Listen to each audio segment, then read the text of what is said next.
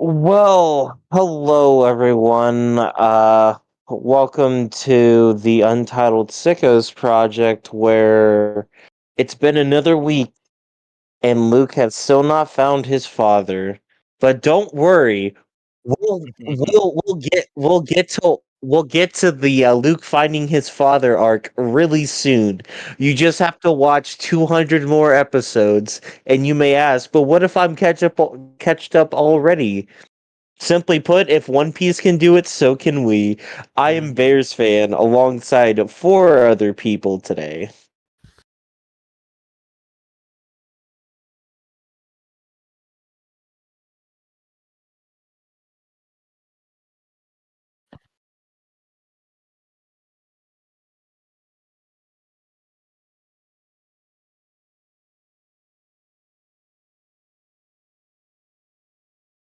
Hmm.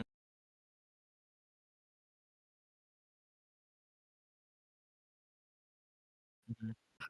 Well, hey, if it makes you feel better, I think I saw your father at my Wawa buying milk and cigarettes.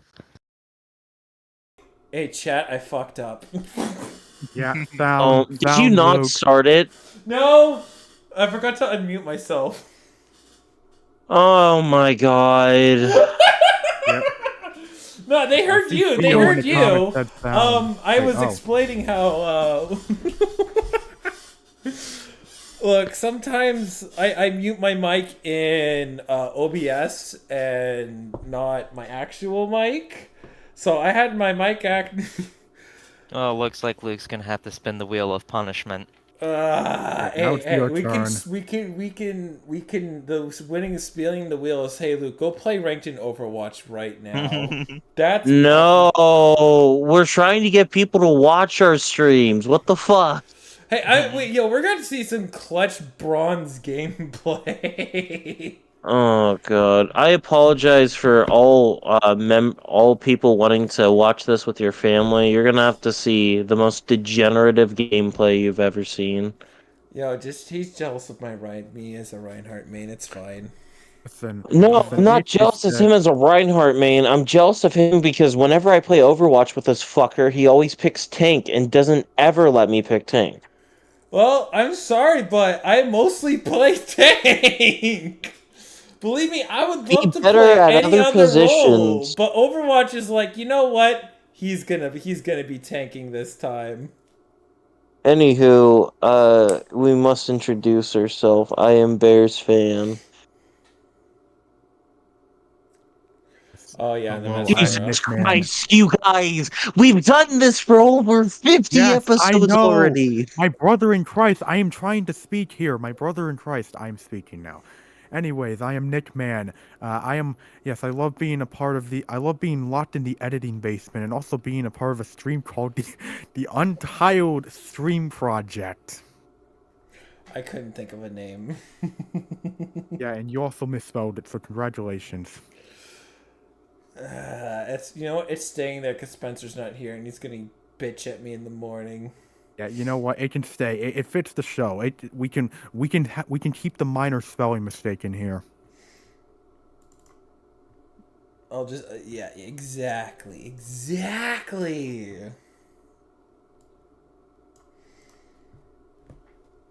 Wow.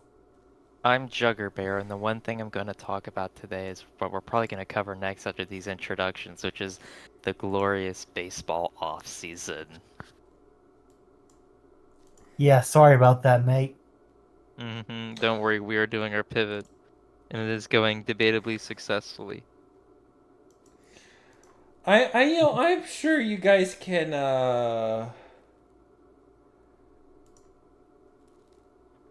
do it. We, my autism's acting up, and the two fucking people. I need to say their intros. All right. 24 amper, Noah. I don't really have a tagline this time. I haven't. Go Flyers, I guess. Hey, you got Mitchkov. You can't be sad. Hey, I'm glad I'm rooting for the Flyers. They're fun. You have Mitchkov, man. Yeah, I know I have him. You I've been can't watching be him jealous when you have Russian Connor Bedard. You're not allowed. What do you mean? I'm not jealous of anything. No. I'm jealous. You can't be sad. You have freaking Russian You're not Connor jealous, you're Bedard. MaskedAura. That's fair. Yes, this is MaskedAura. I had to do his for him because we've done this time and time again. And now everyone suddenly wants to be funny pants right now and wants to delay it. Anywho, Listen, Taegan, sorry to interrupt, but it needs to be said. This is a stream called Untitled Stream Project. I don't know what you were expecting here. I expect nothing but low quality content, and this content's way too high. And a little demonic magic too. Anywho, the baseball off season. First things first, Nick, I feel like we have to do something real quick. On the count of 3, we laugh at Juggerbear. 1, 2, 3. Wait, I'm a Mariners You don't fan and I hate know the Yankees. I'm Look going who gets- home. Screw you guys. Look who doesn't get Kyle Tucker. Aw, look who doesn't get Kyle Tucker when they have already so many base hitters on their team. Look who Bro, doesn't did you see doesn't her get offense last another season? We all-star. sucked aside from Judge and Soto. Okay, you And have Sam. Volpe. You have Volpe. Hey, Volpe's gonna develop. Trust me, bro. Yeah, I'm saying you have Volpe. Your points of you don't have bats is invalidated by the fact that you'll probably end up getting the polar bear this offseason because Don't say that, but I'd much rather get the polar bear than Alex Bregman, who I know we're gonna pivot to next. Because if there's one thing the Yankees love, it's aging third baseman. Oh no. I will say this though, if you need an outfielder, there's one on the Cubs. That's a former MVP, mind you. My offer still stands. We'll give you MVP for MVP straight up. Yeah, we'll give no. you Judge for Bellinger. No, you're gonna No, get no, some prospects in exchange. We're gonna take away Bellinger and his awful contract. No. Actually, we'll take Anthony Rizzo and Volpe real Rizzo's quick. already off the Actually. team. You can go sign him whenever you want. Oh shit! Fuck! I forgot. I wonder where Rizzo signs, or if he just retires.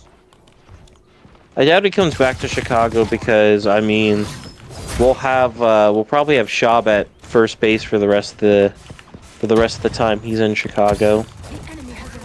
Or I mean Bush. Yeah, Bush. Just in time. Thanks. Shaw will be second base. Yeah. I'm just waiting for the Anywho. Mariners to do something. They won't do anything. Anywho, I'm just saying, Yankees fans are having an off season this year. Did not re-sign Juan Soto. Lost the bidding war to Isaac Paredes, Cam Smith, and fucking Hayden Wisniewski. I am ready. They're really cooking up something this off season. What are they cooking? God knows. Yeah, imagine getting beat out by Hayden God, man, Wisniewski. why That did is Soto have to become a Met anywhere else? In hindsight, it was pretty obvious that he was becoming a Met, but as the Phillies fan, this one kind of stings. Hey, it's okay. You'll try to trade Nick Castellanos. I thought I saw something today saying that they wanted to trade Nick Castellanos for someone. Yeah, I doubt that. Oh, they offered Nick Castellanos and Alec Borum for Kyle Tucker. I mean, the way how I'm looking at this is that, oh, the Mariners want Christian Walker. Oh, but he's gonna be too much money. Because it's no secret that this organization needs to start investing more in their team, right? Like, it's no secret with that. the fact that they have a generational player, Julio Rodriguez. They know they need hitting. They know they need an infield. So what doesn't this organization do? Get somebody on the infield to help them out. We can't get any impactful bats because, oh, it's too much money. And I roll my eyes again as the Mariners are going to make a bunch of moves that we think look good, but won't be really good to begin with. If only Steve Cohen was a Mariners fan. Yeah. If only Steve Cohen wanted to play the Jeff Fisher shuffle and just never play his I mean, players. look on the bright side though. If you can convince Elon Musk to be a Mariners fan, now you have someone who can go No. billion for billion with them. Like, the thing that I want this management group to do is that they, like, 2 years ago, we were in the top 10 of spending. 2 years ago, we ended the drought. Then they slowly stopped paying increasing their paychecks, and the team hasn't gotten better. It's like this team's unwillingness to go that little extra mile for playoff success. And again, if the Julio Rodriguez era in Seattle is purely one home playoff game where they played an 18-inning epic versus the Houston Astros, then I should become a Dodgers fan because, good lord, the Mariners aren't worth it. They're not worth my time. And I hope that's what, An you know. interesting team that isn't just, you know, the Dodgers. Like, if you're gonna pick a West Coast team, No, I'm picking the Dodgers. They'll spend money. They'll invest in their The team. Giants spend money. No, Not not really but well. why would I wait? Why would I cheer for the Giants when I can cheer for the best player in I'll baseball make fun of and you be for being satisfied every time?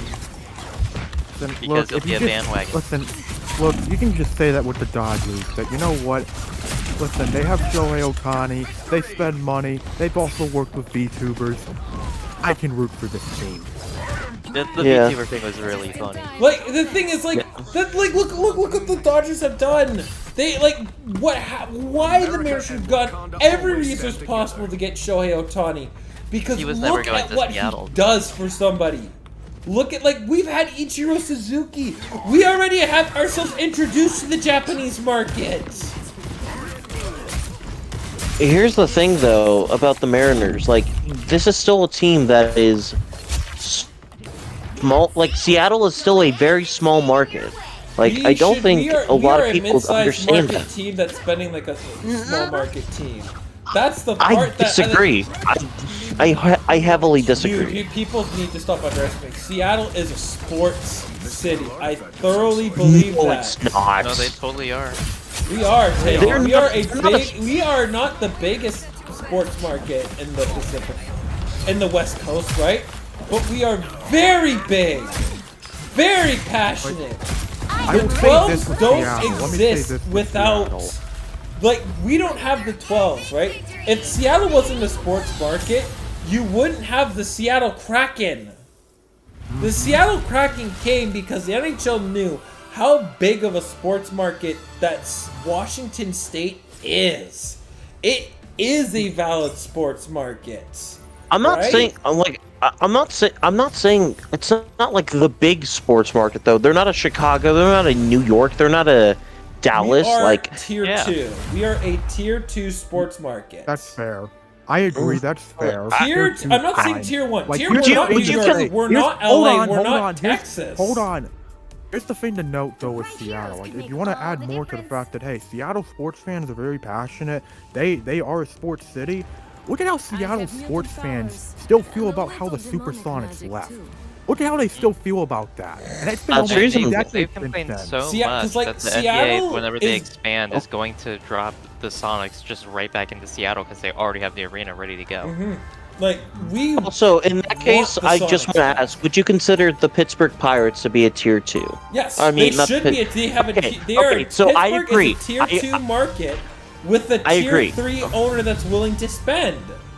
That's Yeah, their I know. problem. I'm meaning in general. I feel like I now get what you're meaning, and yes, I agree. They are a tier 2 market. It's just, I think it really only matters when you're the big of the big.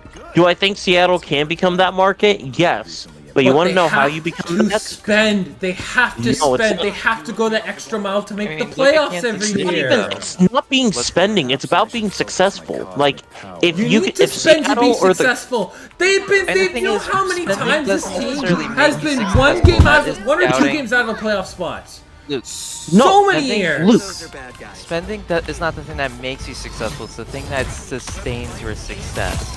You still need to draft, good talent. Oh, you're right. You're and absolutely develop right. them. I think But Seattle. once you do that, then you lock them down like Kansas City did with Bobby Witt. Because last You're offseason they could have I agree. No, I agree. But what I'm saying right now, Seattle needs to go that extra mile to acquire 1 or 2 players. That's it. no, I'm not saying that's like not a wrong thing. I'm just saying more or less, you become a big market team not because of just winning that. You become a big market team because you also have to have the teams around you be good.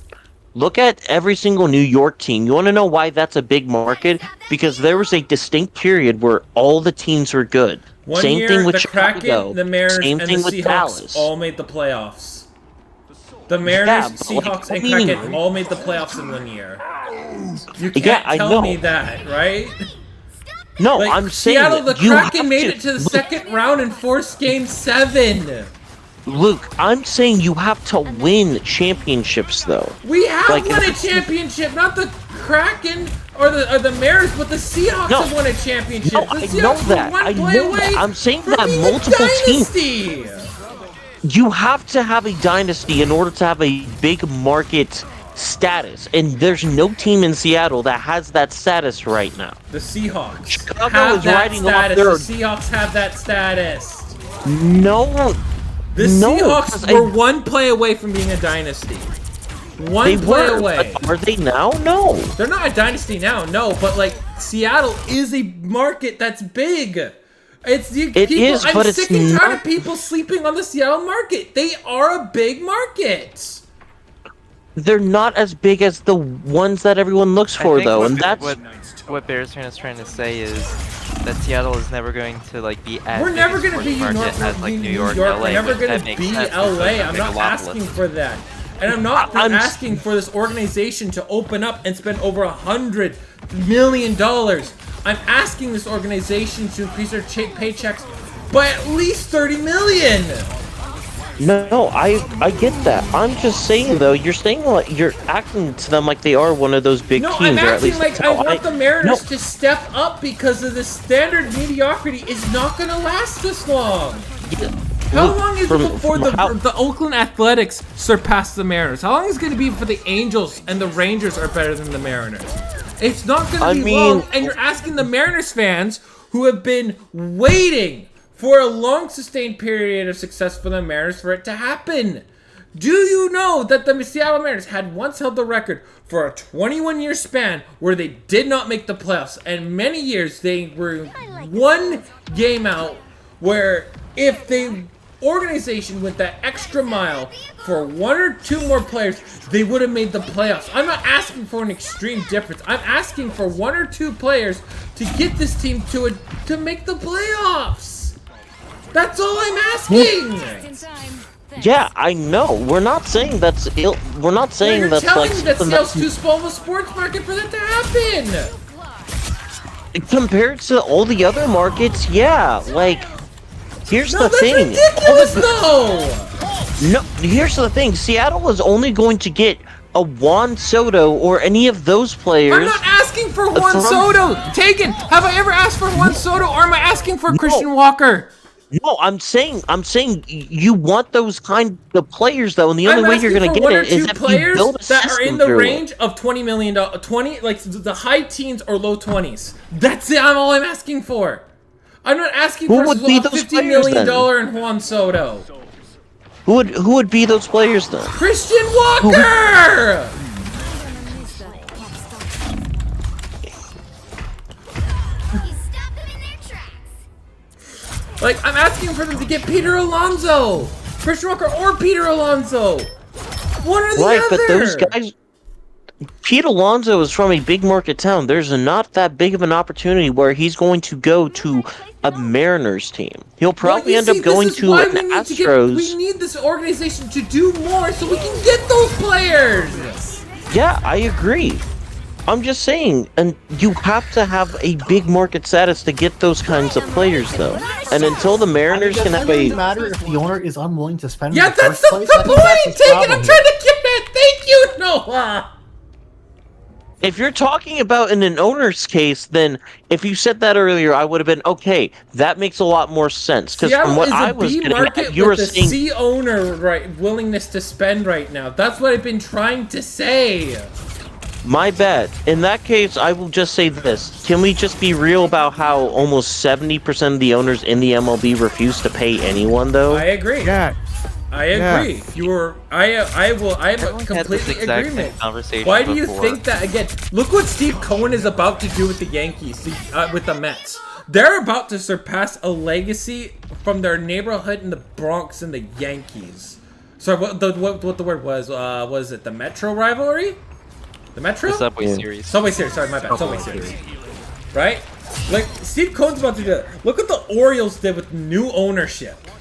But the problem is, there's a rumor where ownership wants to spend, but the GM refuses to. I don't know how much I believe it, though, because the Orioles have just been dead talent. That's the Cubs situation they're in right now. The Ricketts refuse to fucking give anyone money. Which is really funny, because they'll allow trades like Kyle Tucker to go through, but as soon as Kyle Tucker's like, hey, when's my paycheck coming? They're like... Next year from either the Mets, Yankees, Dodgers, I don't know, pick a team that would go for a high-end outfielder. I mean, it's worth noting, though, I do think there is a difference, though, between, I feel like, yeah, the Ricketts do have their flaws, but at the same time, I feel like there is a difference between them and the fact that the ownership in Seattle, on the other hand, just, they don't feel creative at all. Like, that's the way I see it. They don't feel creative at all, and it feels like the Mariners are basically, it feels like for them to have to make it to, for them to have to make it to the playoffs again, they have to play Chaos Ball, and by Chaos Ball, I obviously mean just, you know, find any way you can to win the games you need to win. And if you can do that, then yeah, okay, you know what, you can get back to the playoffs. But if you can't do that because it's a risky game to play, then the Mariners are going to be stuck in mediocrity, and if you keep being stuck in mediocrity, how long until the floor falls through? Yeah, because I mean, you're looking at a team with number one and those pitching, are going to want paydays. 29th ranked hitting. Like that, it's that kind of stuff that we want to get out of, and how do you get out of it? You get studs. I think Victor Rubles was a phenomenal gift. That season altering transaction that was really marred at the time, but the Mariners paid him. They did right by him. They went out and got a Rosarena. That was someone we're looking to rebound. But like, you still need that third or first baseman. I'm fine with either one.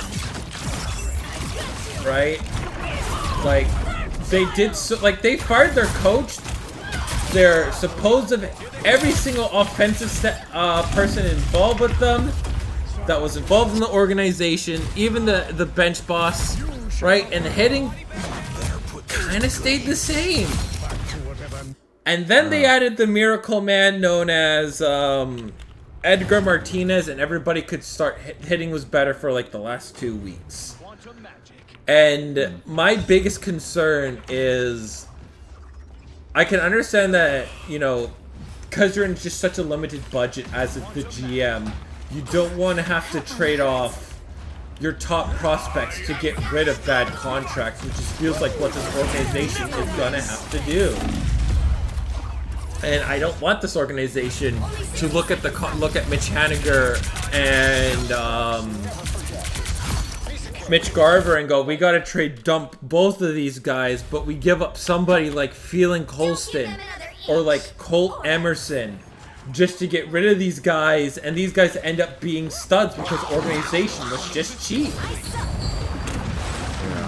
Which It's also worth noting regarding the Mariners, and I feel like this is not really a surprise to anyone because I feel like this has been rumored for many months now. But not a surprise that there is the trade rumors going on with Castillo right now. Pitcher, yeah. And here's the thing, even then, like, I've even said it on for the record for the podcast, right? I've said this and I've stated this for the record that I think if Seattle needs to trade Luis Castillo away, I understand. Like, I'm someone that would make the trade too, right? Because they have options in the system. They do have Emerson Hancock, who would immediately slide into the 5, and you're trading away a pitcher who I see a number 3 versus like you're trading a Kirby or a Gilberts. And I think it'd be a really smart move for the organization because just a random starter signed in for the A's for $21 million. Like, that's a move that, you know, you hate to make a move like that, but then you look at it from a surface, and then you go, wait, this is such a smart and ingenious, this is a smart move that you move over the thread, and you hear that the organization is preparing a pitch for Rookie Sasaki. The thing is with Rookie Sasaki, they are he making could a go pitch. anywhere. They're making him hit like a massive pitch for I him. have mutant powers. And a So little I demonic like magic that too. move. I like that move because you have that lined up, and it's not like they don't have pitching in the system, and it's not like they can develop. It's not like you're looking at an organization that's been known to develop pitching, to develop a 5 or a 4, right? And the only thing that you do trade, if you trade Luis Castillo away, you do risk injuries. Like if someone, for example, has Tommy John, you don't have a number 5. Number 5 that you trust, right? That number 6 in the org that you trust yet. And I think if you're the Mariners, I think you go all in on Sasaki. If you get Sasaki, then you trade Castillo away to whoever will give you a nice prospect haul of some good bats. So, I mean, the Yankees aren't really going to be a team that are going to be doing that because the best you're going to get from them is maybe like Spencer Jones. Yeah. There's one more guy that I'm forgetting that's a pretty good infield prospect. But other than that, though, but like this is just more for the sake of you're gonna have to get bats. And like Colt Emerson, and I think Michael Arriara are guys, in my opinion, like the real impact guys that are there are 2 to 3 years away. Like Cole Young, I'm okay. But I think Cole Young is very close. But like are they gonna put him in AAA? Or are they gonna put him in AA? You know, this upcoming season, he had a good AA season. But is it weird that I think that the MLB is kind of suffering from like a bat shortage? Because maybe it's just I'm watching the Cubs too much, but I feel like there hasn't been like that many like home runs over the last couple of years recently. It's increased velocity in pitching. Yeah, but everyone's just become some form of like a 3 true outcome guy: home runs, strikeouts, and walks. Basically, baseball is harder to hit than like you can even see just the average on base percentage is taking a little dip year to year, to where the average used to be like 257. Now the average is 238. Like little differences like everyone, that. Like every high-end reliever is either pumping like 100, or you take more of the guy that just got traded today to the Yankees. Devin Williams, yeah. Or you take someone like Devin Williams who has a changeup that goes from, you know, one level and then just falls out like it fell under a trap door. Or then you got some guys like the Diaz brothers, who are, at least I'm thinking of the Reds. There's Edwin Diaz and what's the other Diaz? Alexis Diaz? Yeah, Alexis Diaz, who He may only throw 95 though, but when it comes out of his hand, it looks like it's 97. Like all these guys that are just like you throw them in any other era of baseball aside from like maybe the steroid era, like 80s back all the way to the beginning, you know, these guys, like even your average starter or reliever just trounces even most Cy Young winners. And they're just an average guy now. Yeah. These guys are crazy. Like, there's a lot, like, look at, Paul Skeens. Like, he's able to maintain over 100 miles per hour and, like, his average is 100 miles an hour. Like, he throws incredibly fast. Like, even, like, we're seeing, like, like, people in, like, grade 9 and 10s that are peaking mid-90s. Yep. Like, we're seeing more of that. Like, the only, like, a thing for baseball that you kind of wonder is, does baseball do something to like, what aren't they doing for hitters? They're doing stuff for, like, they're trying, right? Pitch time. You know, they're doing stuff. Even there's this recent proposal where there was the golden at bat, which in theory, horrible rule. I do not care. That is a horrible fucking rule. They have a form of this already in play, whereas if Shohei Ohtani doesn't hit, right, he has a day off, he's still available to hit at bat. So you can imagine, like, if it's the 9th inning and you got a runner on 2 out, you're gonna pinch hit Ohtani. They already have in that case, yeah. theoretical Case, form of that. Sense.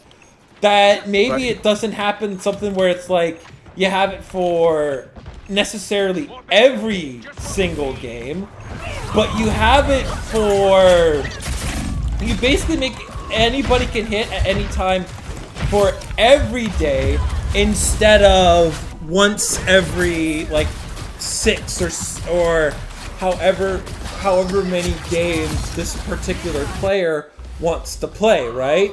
Like, you would have... I get what you're saying. I do get what you're saying there. It's just, I feel like the way the rule itself was set up, it gives me way too much gimmick vibes, and I do not like that. That's my only... That's my extra main base issue. rule, the fucking second person on base rule in extra innings is still the worst thing. No, it's incredibly base. It's incredibly base.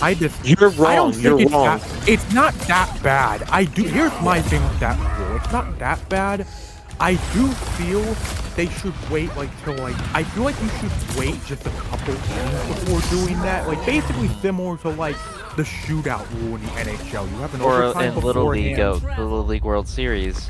Or when even do it they like college go football. too far into extra innings, they'll do the Ghost Runner just so that the game eventually ends. It shouldn't be starting in the 10th inning onward. Yeah, it's like I would rather I don't hate it. Like, I don't hate the rule. It's just I feel like if I was to make the rule a bit better, I would start it like in like the 12th inning. I think that would be the time to do that. Yeah. That's just me.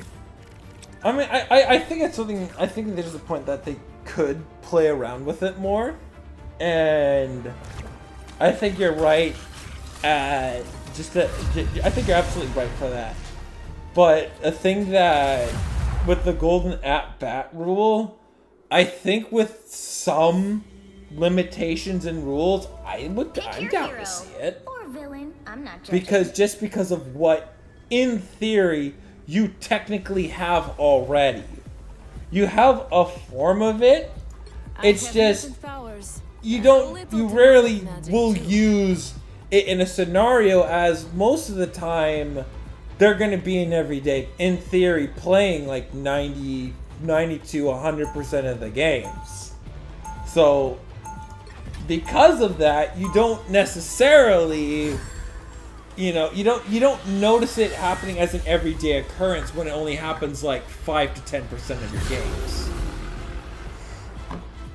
My soul remains noble. But I want them to experiment that with the minor league systems, because I think what they should, with the two things I want to see implemented is ending region locks. I think that should be focus number one. I think that is something that majority baseball fans want to have removed, is remove region locks. Just let us watch the damn games. Yeah, 100%. Right? Like we all and everybody all agrees with that, right? And just purely end the region locks. Just let people watch the games. It's more enjoyable. Like baseball will be better when everybody can watch the games. And baseball in theory is already behind as it is. So with this should have been something that should have been fixed already.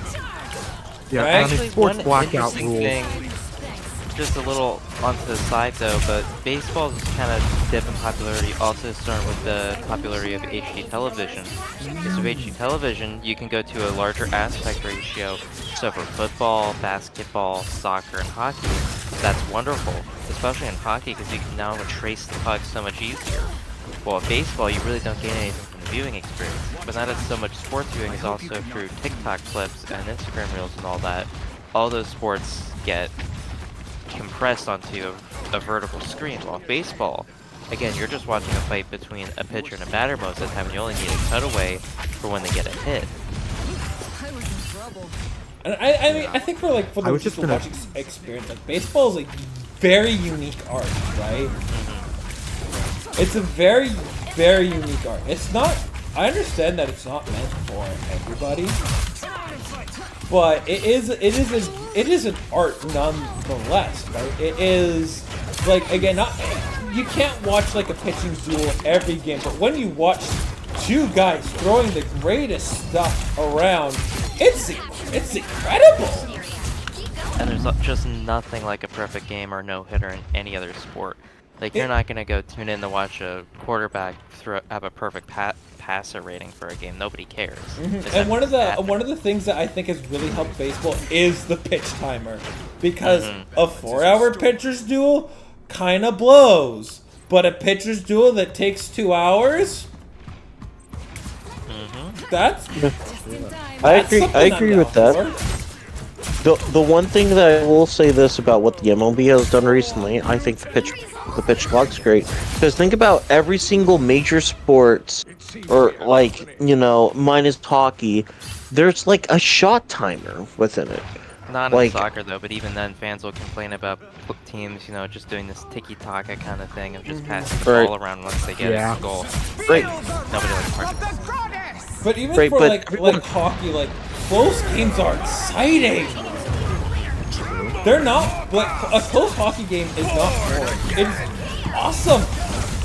Like most teams, like especially blowouts, there's not a whole lot of ticky-tacky stuff. There are guys that are on third, fourth lines that are trying to, you know, like you're either trying to play for contracts, trying to get into the top 6, trying to get on the power play. Like there's so much for a bottom 6 player when your team is up 4-0 for you to kind of earn your stripes for. Like that kind of thing is really good to watch, and especially in for baseball, if that is like in a sub 3-hour experience, yeah, I would absolutely love to watch it. Right? Because like one of the things I noticed when there was a really big difference from the pitch clock to the non-pitch clock was it was really hard to watch every game. It's hard because baseball is 168 games, right? And if your average game is over 3.5 hours, I won't be able to watch every single game because it's exhausting to really watch absolutely every game. But if your average game is 2.5 hours and starts at 6:40 local time, it's a nice experience. You get all your sports watching done out of the way. You're not missing much. Because even though you don't watch all the games, it feels like even you miss 1 or 2. And say there's an epic comeback that has happened, it feels like you missed a lot. Right? Like, you know, because that's one thing I noticed is like where, you know, I watched like a 2-game set versus the Mariners, and then, you know, I was like, you know what, I'm just gonna go play games with my friends, and then I go and, you know, you scroll through Twitter and then you see, wait, the Mariners are mounting another amazing comeback, and I missed the game, and then you're like, what the hell? Yeah. It does need to be said though regarding baseball, and I feel like this is not a baseball exclusive problem, but in terms of who it gets associated the most with, baseball is often one that gets associated with the whole, you know, the whole regional blackouts and stuff, and it's definitely a load of bullshit. The fact that there are many times where I'm not here in Vegas, I'm not able to watch a Dodgers game, and I just find that hilarious and stupid at the same time. That Yeah, it is especially when the it is Dodgers it's the big year of 2024, and we are still having regional blackouts. What are we doing here? Like, the biggest lesson that I think has allowed the NFL to be as big as it's been is absolutely because of there's no region locking.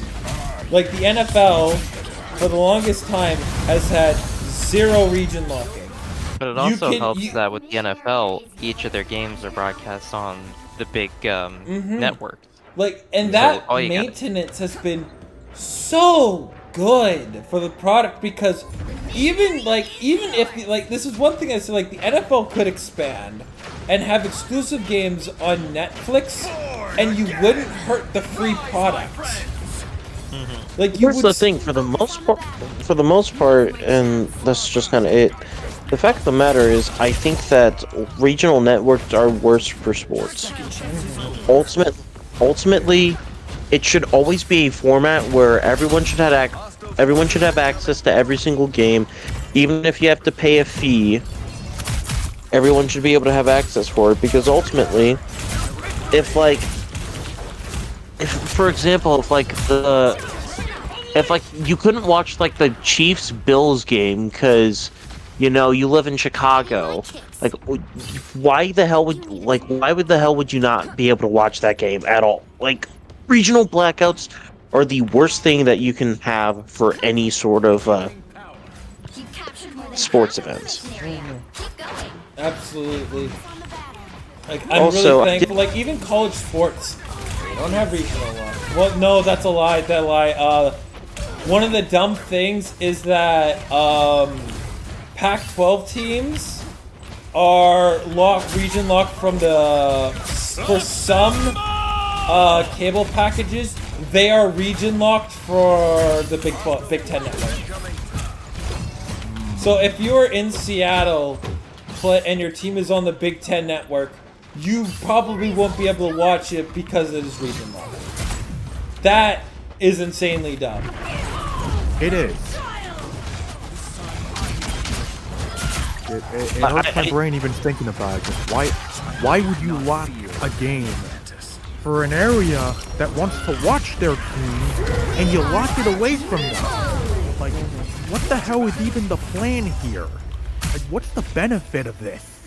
That was something that I had discovered, and a lot of Washington State fans were laughing because, oh my god, imagine leaving the area when you can't even watch your team play. Which, I mean, I think even, like, you're on the major networks if your game is good enough, right?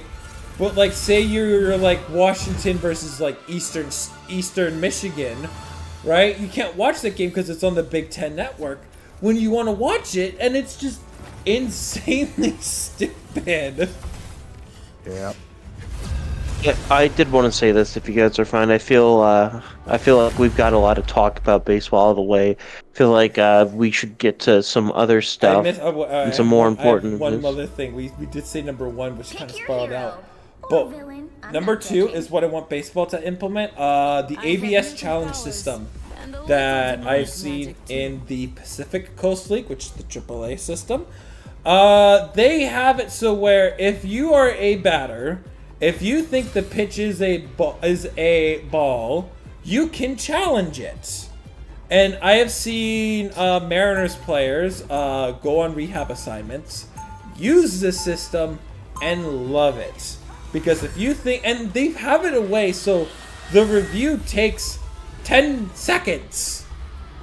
You get the result, like, you do the signal, they have the result in like 5 seconds. Yep. Like, that's what I want to see. That would be very good. I would love that. Like, you have it, it works, but I think it only works for weekend games. I think they only have it active for then, but it's a system that shows it works. It could, and it stows away the argument from robotic umps, because if you can just challenge a pitch and you get the results within 5 seconds, you don't interrupt the flow of the game at all. You overturn the ump and boom, done. And then we would see which ump has the most overturned calls, and they would be demoted. In a perfect world. It would be a perfect world. But yeah, we can go on to something else now, folks, such as why you need to play in a conference champ, why you need to play in a big conference. For everybody, Rick Nash, who led the nation in yes for receiver categories, did not win the Blank Off award. Yeah, I saw that. Simply put, you're not beating Travis Hunter based solely off name brand alone. Well, Granted, Travis Hunter is a really no, I get Travis Hunter on name brand alone will beat you, but granted, you did play some very weak competition. But also, I feel like we need to start having some honestly, and this is just me, I think name brands in college football have kind of ruined the point of college football. No, not saying like you need name brands for people to watch. Right, Yeah, but like I don't agree with that. I mean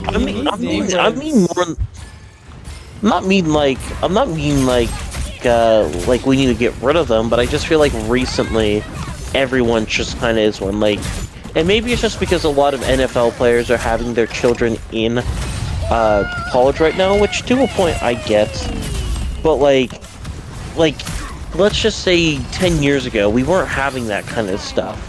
10 years ago, and like now we have Shadur Sanders' children in the NFL.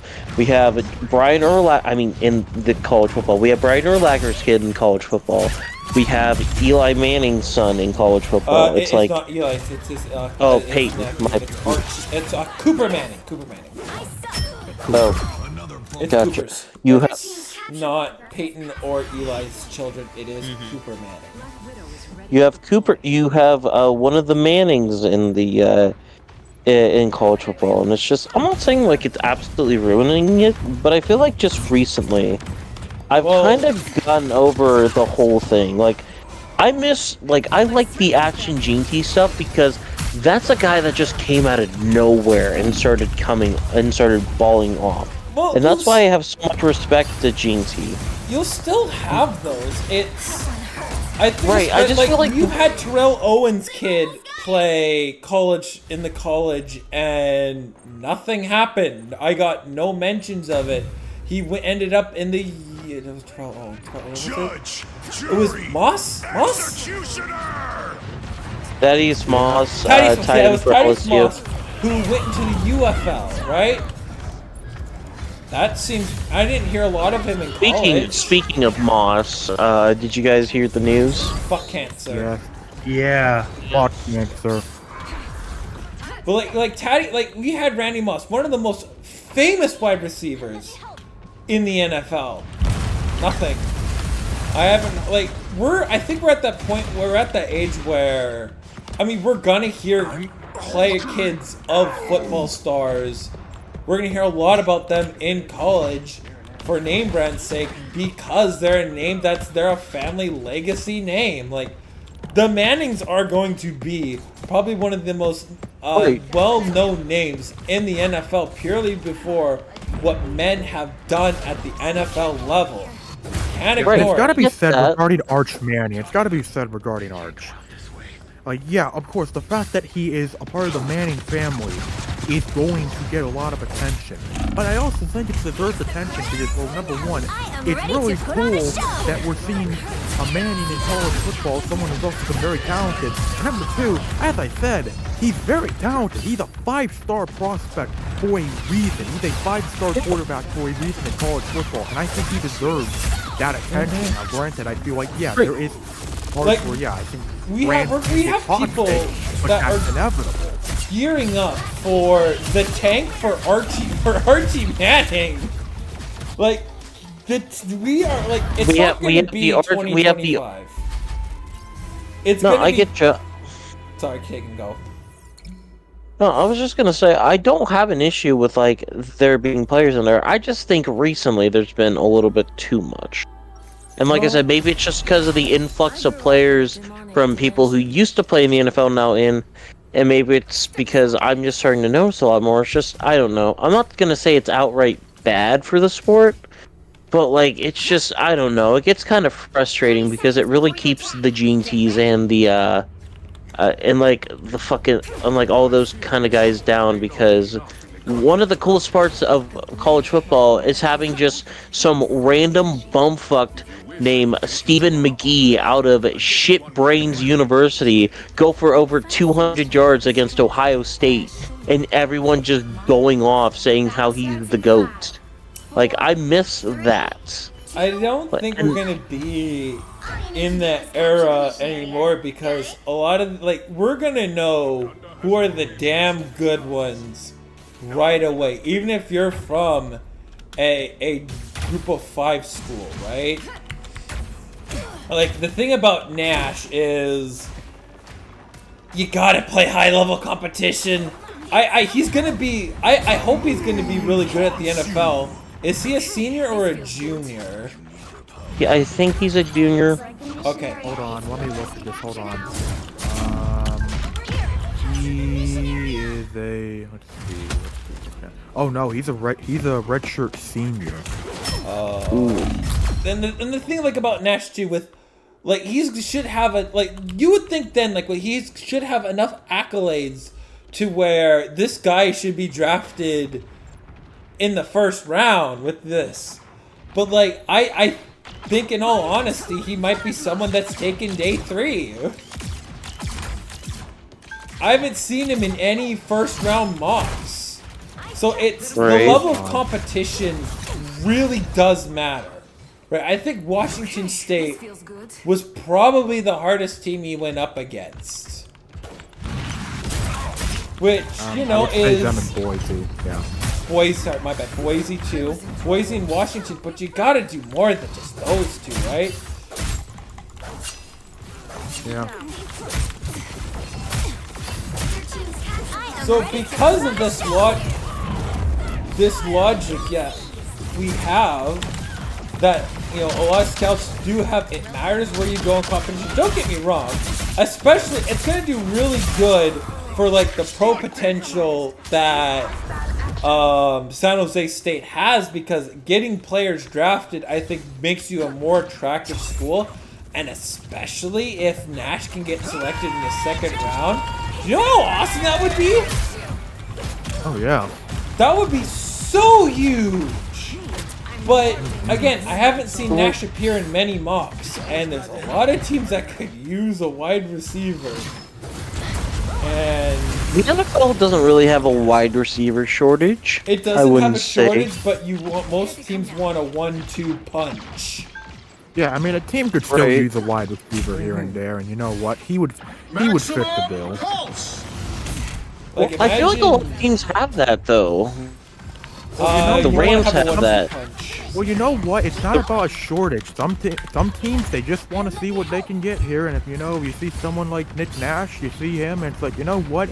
Maybe we can get something out of this guy. Even if our wide receiver core is pretty good, maybe we can find something out of this guy. And that's how I think games will go, because from the looks of it, he seems more like a day 3 pick right now, which I want to say, in my opinion, someone's NFL draft stock does not determine whether they deserve an award or not in college football. Because I think this is college football exclusive. It matters how you play in college football. But I completely get why Travis Hunter won that award. I think it's perfectly understandable why he won that award, even if I can understand why someone would be a bit annoyed by the fact that, by Nash not getting that. I'd understand that. It's just, I also get why, Hunter won. Like, I get it.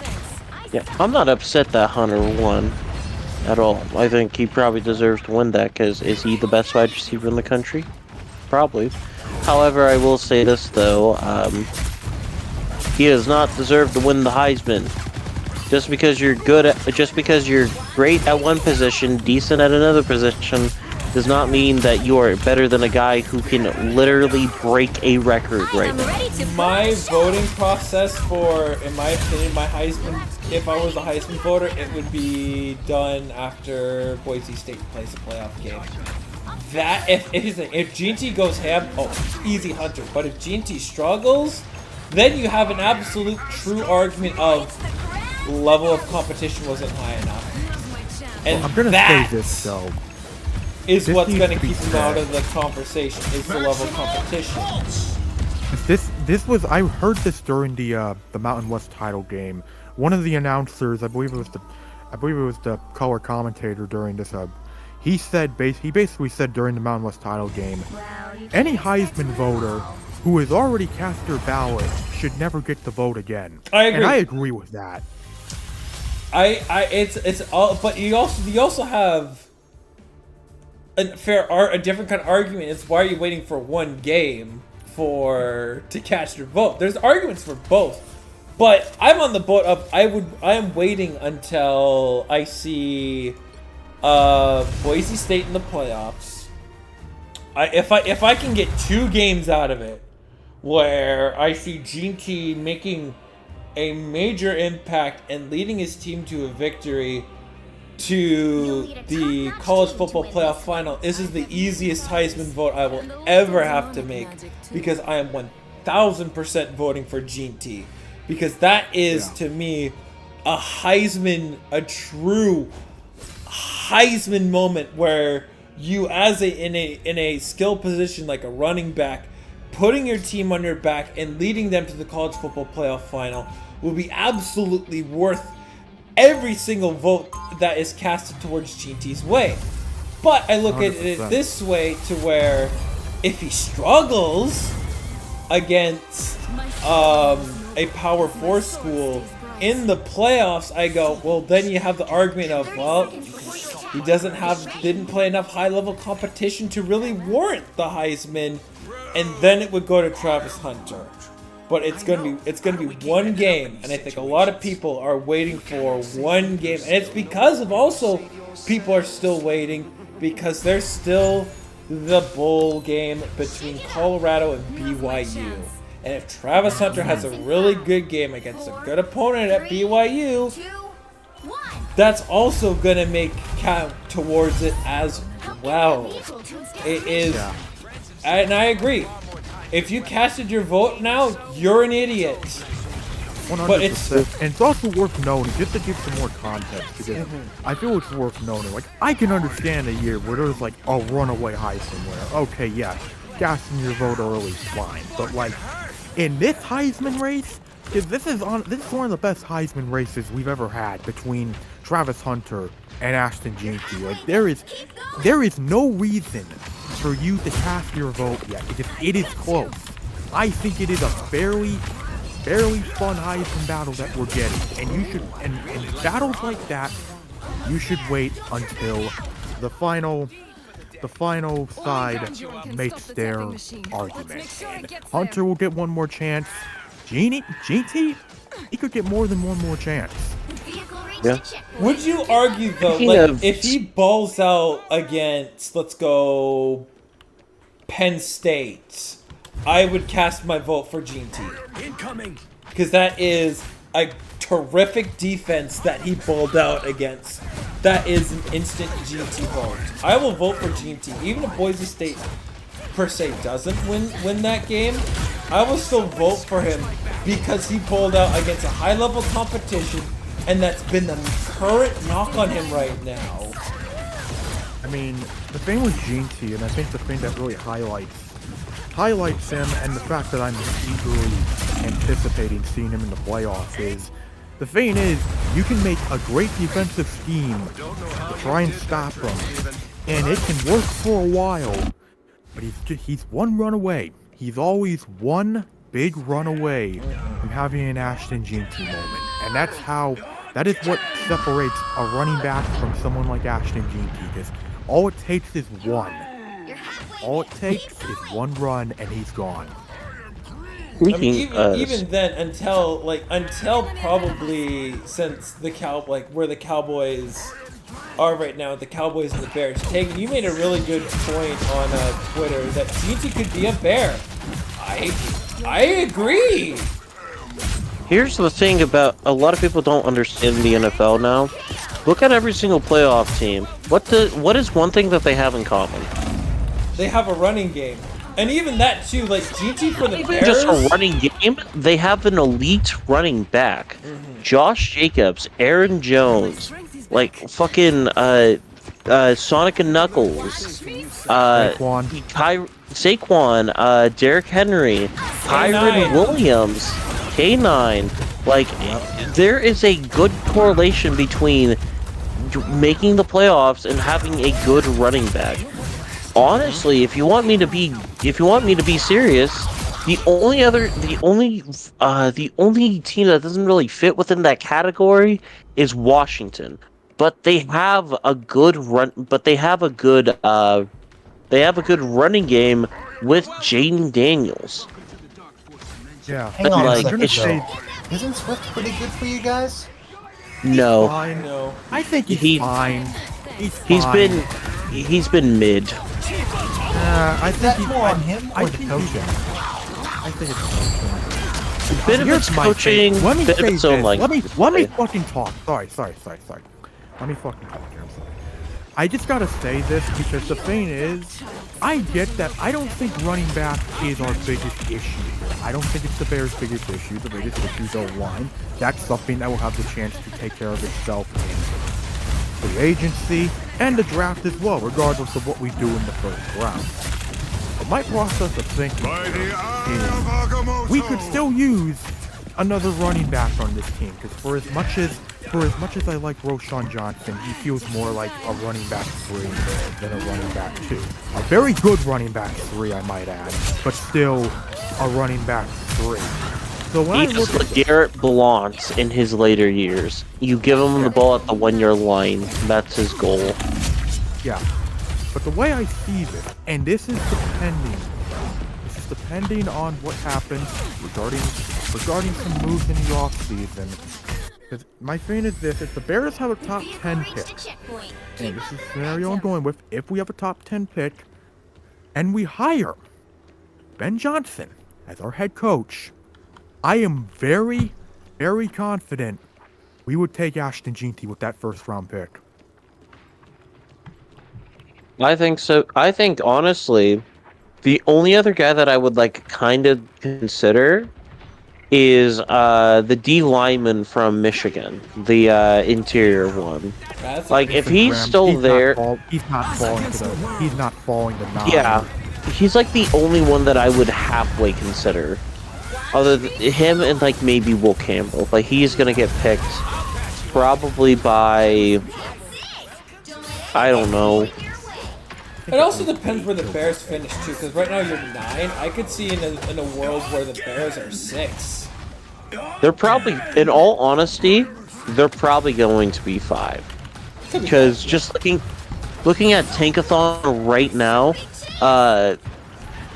like assuming they don't win any games, pretty much the teams that have to play each other, that are below the Bears, there's like 5 or 6 of them. Like I said this to a friend earlier. I think the teams that will definitely see get bumped up, Carolina, Cleveland, and then Jacksonville. I think, and as when you mention also all those 3 teams too, like those are teams that want to finish strong. Like they don't want to lose. Where I look at the Raiders, the Patriots, and the Giants. The Jets. the Giants. Giants. Yep, Giants. They are Jets, wanting yeah. to do everything in their power to lose. And the Raiders, let's be honest, they weren't meant to win this year. As much as the owner says we were intended to, try our hard. No, you weren't. You weren't intended to try your hardest. You were meant to lose. You know what? It is perfect though that the Raiders. This feels like, look, if there's any year for the Raiders to draft their quarterback, it's all falling into place, and it's also not helped by the. It's also helped by the fact that Shadur Sanders keeps tweeting out, "Thank you God" every time the Raiders lose. I will say this in general. It is really funny just looking at the rest of the games these years. Because the Bears somehow just ellipsed the two running back needy teams in draft position, which would be the Bengals and Dallas. So, like, the two teams that I would think that would draft Gene T are now above the Bears. Honestly, though, I will say this. I think in a world, honestly, if, like, everything ended today, I probably think Gene T has a chance of being taken by either Cleveland or Tennessee. But that's just because Tennessee kind of needs whatever the hell they can get. I think right now, where I would have Gene T's #1 destination right now, it is the Dallas Cowboys. I mean, he did say he doesn't want to play in the cold anymore, so. I mean, I think even though when you have it, just the way how it is, like, I've said this since the start of this year. The Cowboys come in the Super Bowl, I think GT goes to the Cowboys. Unless there's a team that wants to swoop right on in there, which I will never rule that out. But I feel like if there was a team that was in the top 5 that looks at realistic needs, where I think that there's other needs that I think the Cowboys could other picks that the Cowboys could make, right? Like, throwing this out there, I think the Cowboys could use an upgrade at O-line or D-line. They need lots of help trying to get to the quarterback. Their defense has really struggled this year. And if Jerry Jones doesn't want to pay Diggs, they're gonna have it's needed that much more for them to take somebody at the D-line. Yeah. But It would be very funny, though. Would be very funny if the Bears sniped away Jinky from the Cowboys before they can get him. That would be hilarious. that would be amazing. Now, you know what would be really funny? And I just learned this recently. So, you know how the Rams won? I think they talked about it on, like, Chicago Sports Radio today. But they said if the Commanders ended up losing, the Bears playoff odds triple from 1% to 3%. If the Commanders lose on fucking Sunday and the Bears win. I don't know why I brought that up. I just thought that was really funny. No, it sounds like something they would say. Because especially like one thing that when I went back as a delivery driver, when you know that there's like a 95% chance of your team not making the playoffs, what are you going to be doing during this time? You're going to talk about how you can make the playoffs. Look, I'm just saying, I keep on saying this. I could see the Bears easily going 14-3. I could see the Bears also going 7-10. Honestly, my big thing that I am really praying for is I'm praying for the Packers' downfall. The one thing that would bring me so much joy, and I would throw everything out the window, our entire tank out the window, if it meant that we get to knock Green Bay out of the fucking playoffs. I would fucking lose my shit if we did. I would be so insufferable if we knocked Green Bay out of the playoffs. Which I'm gonna say it isn't. With the Rams looking kind of good recently, And if Seattle wins against Green Bay, I think it could be possible. Man, we're about to Like lay looking at down. I mean, look at Green Bay's last 4 games to end off the season. I mean, you get Seattle, New Orleans, Minnesota, Chicago. Typically, New Orleans has had their way with Green Bay. Oddly enough, I think. Let me look at their record real quick. They Between each have, but other. also this also applies to Washington, because I was like, going into this week. It's like, there's a part of me that's like, the Saints could pull off an upset this week, but also they're starting Jake Hayner, so that's gonna be a lot easier said than done because you're starting Jake Hayner this week. Look, I'm just saying, Hayner thing's possible. Also, too, I feel like this should be mentioned. Over the last I think it's 8 games? Yeah, over the last 8 games between the Packers and the Saints, the Packers are 3-5 against them. So I'm just saying. And that's Also, cool. I think that's hilarious to think about, but unfortunately, I would not be surprised if our hopes of that get crushed immediately on Sunday. I'm just preparing it. look, here's the thing. The Bears can imagine knocking the Packers out of the playoffs for at least 1 week, because I will say this: I think Seattle will probably beat Green Bay solely just because Sorry, I don't have trust in Geno Smith. I trust you don't everybody have else but Geno Smith. you don't have trust in Geno Smith, despite the fact you have won 5 of your last 7 games. I have trust in our defense. I have trust in K9. I've got trust in DK Metcalf. I've got trust in JSN. That's it. Okay, but like you scored 30 points against the Cardinals. Yeah, 2 of those were defensive turnovers. One of them was a pick 6. Yeah, you score points off of yeah, that is 23 points. That's enough to win a football game. Hey, look, I'm just gonna say this though. I do actually have thoughts on Packers Seahawks because Geno's gonna be. I mean, Geno's just pretty much, yeah. But you know what? He has great moments. He can have great moments at the end of games. So if Packers Seahawks is close and the Seahawks have the ball late, I could see something very special happening. The only problem with the Seahawks is they're gonna be without K9 again. Oh, hold on. Let me put Zach Charbonnet on my starting lineup. Well, let's see. Wait, is he confirmed out? Yeah. Not confirmed out, but doubtful. This is doubtful. I did want to say this real quick. For some reason today, I looked back at the 2021 draft, and then I remember Seattle's fucking draft for that. Oh my god, like this might be one of the worst draft classes of all time. Granted, it's only 3 picks, but like the fact of the matter is, none of them counted. It is incredibly funny. Yeah. Okay. All right.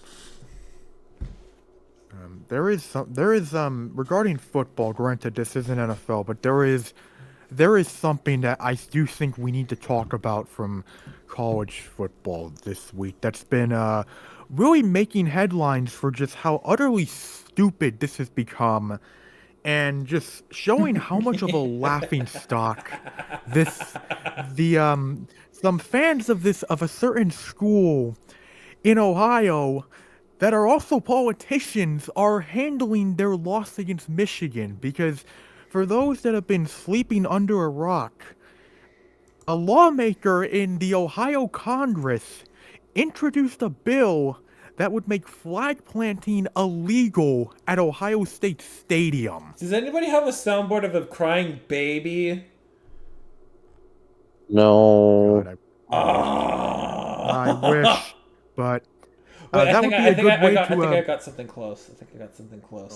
I sorry to leave the stream early, but it's late here on the East Coast, so All just good. want to wish you all a good night. All Just don't good. forget your And pick'ems. I'll send them in the morning. Thank you. Have a good night. Night. Let's see.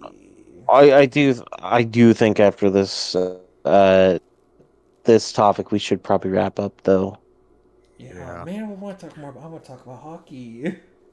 It is just though it is really just hilarious though how I feel like just like yeah, it was obviously it's bad how Ohio State lost, but it feels like it's made a whole lot worse how Ohio State is now directly associated with that shit. Cause literally That's them, the Ohio State babies. yes, that is the sound of that, because it's like, you know, it was bad. It was embarrassing for Ohio State how the game went and what happened afterwards. But it's like, okay, you know what? You have a playoff game. People can forget about this. Just prepare for Tennessee. And instead, we're now talking about how freaking the Ohio State is literally getting the lawmakers involved here because this is how sensitive this shit has gotten for them because they are so mad that Michigan planted a flag on their logo. Like, this is hilarious. I have the greatest idea for an untitled project. I have Hey, dibs hey, on hey guys, hey, This might be a bit of a hot take, but I feel like Ohio State's mindset that Michigan is the only game that matters is a really stupid one. It is. I get that Yeah. Michigan is their biggest rival, but they still have to compete for multiple. But they're still a perennial top 10, top 5 team that competes for national championships every. If Michigan is the only game that matters, then why even build a national championship team? True. It's I will say this. I think Ohio They State. build a national championship team because they can't beat Michigan if they're mid. True. I think Ohio State should do a really funny thing, and that's to pick up a football. Hmm. I mean, the one They thing. they simply put, pick up a football and start using it to win games. Like, the thing that I understand, like, the more I watch sports, the more I understand why a lot of stuff is just means so much to people, right? Like, I think now the most notorious rivalry in all of sports, in history of North American sports, is Ohio State versus Michigan, right? Like, the fact that we're actually having actual laws changed because of their rivalry is utterly insane, right? Like, the fact that, again, when Ohio State loses to, hold up, let me double check here. I have it in the Point pick'em sheet. Tennessee. I have it in the pick'em sheet. When they lose to Tennessee, and I think Tennessee's a really good litmus test to see, and like, if Sean Day has got this locker room back on track, it's going to be a good game. If Sean Day doesn't have the locker room, Tennessee's blowing Ohio State out of the fucking water. And when that happens, this will be the last game that Sean Day ever coaches at Ohio State. Because He's already been confirmed to return for 2025. shut the front door, no way. Yep. Really? Yep. Yep. And when can players declare that they are entering the transfer portal? Because, like, I haven't heard anything yet, but, like, say Ohio I think State... I think in Ohio State's case, because granted the transfer portal's open and all of that, but I think in Ohio State's case, you would have to wait until after they finish up in the playoffs for that. Okay. Because if there's a correlation for a mass exodus of Ohio State, and Sean Day's still the head going to be confirmed, no matter what happens in the college football playoff, They're still gonna keep this bum? They're gonna keep Ozempic Matt Patricia? Still? When the one goal for Ohio State is, even if you don't make the playoffs, did you beat Michigan? Like, I mean, here's the way I see it. The way I see it with Ohio State, it reminds me a lot, and this is why, like, I get why it's the biggest rivalry in college football and all of that.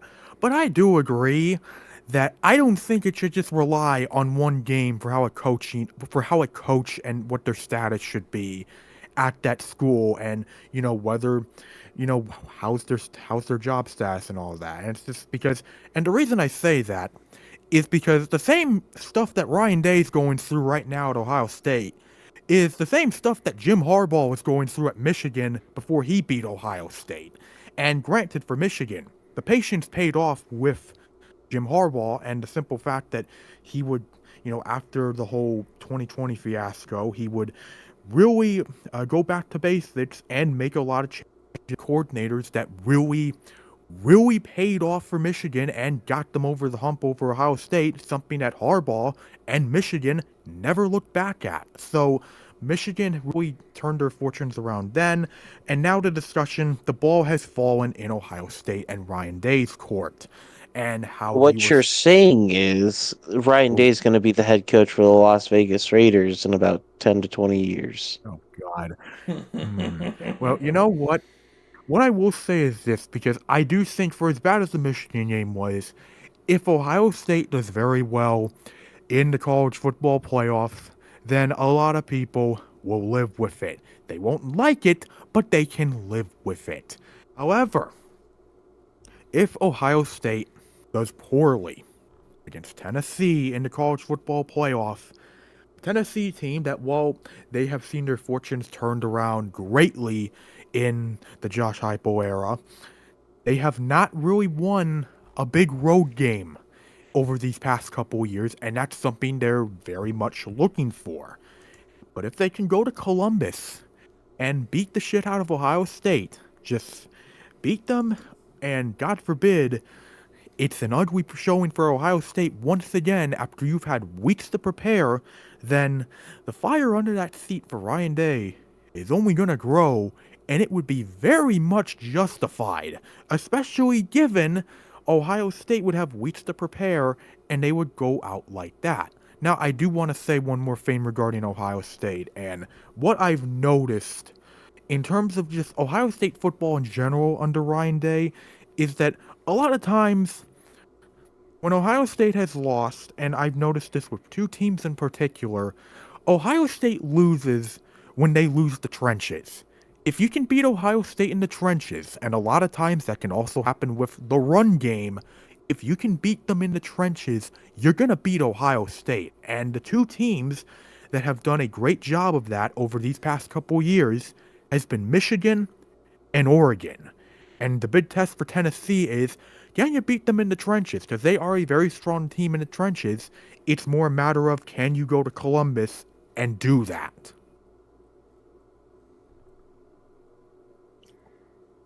Beautifully put. I feel that's a perfect way to end that. Yeah. Mm-hmm. Well, thank you everyone for listening to the Untitled Sickos Project. Welcome to day 1 of Sickmas. Well, you'll get 11 more days of content for you lovely sickos to be able to watch and listen to. So be on the lookout, as tomorrow we have on the docket Untitled UNC Project. So be on the lookout for that. But until then, that's going to be it for us. Everyone on the sickos side, stay classy.